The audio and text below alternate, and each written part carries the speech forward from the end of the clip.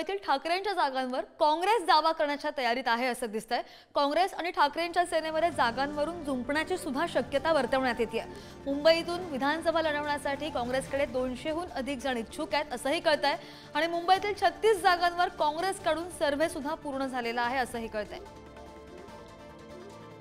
अधिकची माहिती घेत आमचे प्रतिनिधी अजय माने आपल्या सोबत आहेत। अजय, काय नेमका हा सर्वे करण्यात आलेला आहे आणि अशा कोणत्या जागा आहेत ज्यावरून जुंपण्याची शक्यता आहे आगामी निवडणुकांसाठी?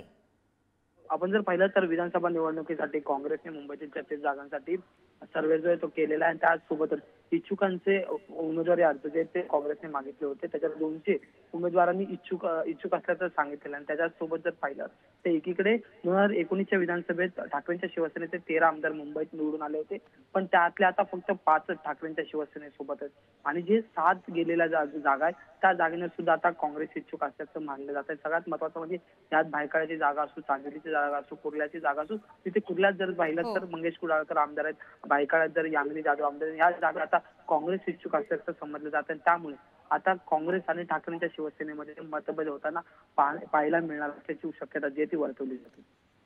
नक्कीच बरोबर आहे अजय, त्यामुळे कोण कोणत्या जागेवर दावा करते हे सुद्धा पाहणं महत्त्वाचं असेल। अपडेट घेत राहू, धन्यवाद। आणि या